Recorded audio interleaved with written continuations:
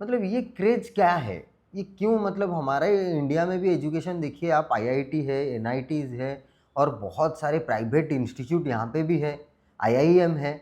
आप ऐसा वर्ल्ड में कोई भी कोर्स नहीं है जो इंडिया में नहीं है, फिर क्यों जाना ज़रूरी है बच्चों को फॉरेन?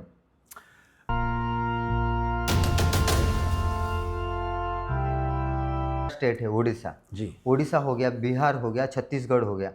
हम लोग का जो स्टेट है, हम लोग अभी डेवलपिंग स्टेट है। मतलब उड़ीसा तो एजुकेशन में आपको मैं बता दूं, और उड़ीसा में करीब 100+ इंजीनियरिंग कॉलेजेस है, आईआईटी भुवनेश्वर है, और बहुत सारी चीज़ है। उड़ीसा एजुकेशन में बहुत अच्छा है। करेक्ट। बट एक चीज़ ये भी है कि हमारा मिडिल क्लास जो है वो बहुत, हमारा 85% to 90% of our population is middle class, and okay. 85% of the population of Odisha is staying in rural rural areas. Rural area में हम जी लोग रहते जी। हैं। हाँ। बट हम लोग बहुत इंटेलिजेंट भी हैं, मेहनती भी हैं।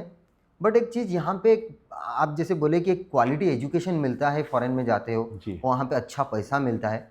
बट हम लोग जो दो कि हम लोग मिडिल क्लास फैमिली से मैक्सिमम लोग आते हैं, हम लोग इसको अफोर्ड नहीं कर पाते हैं। जी। तो एक मिडिल क्लास बच्चा क्या सपना नहीं देख सकता फॉरेन जाने के लिए?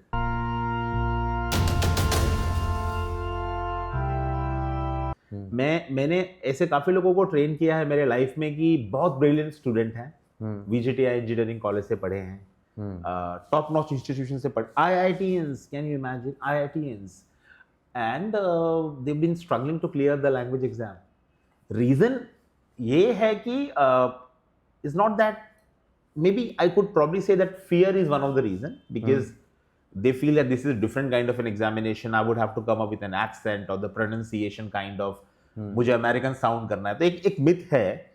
बट जनरली ये चीज आप खुद भी प्रिपेयर कर सकते हो।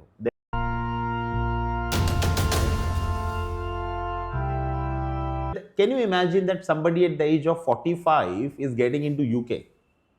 There are so many people, 40 plus people to whom I have placed in different countries.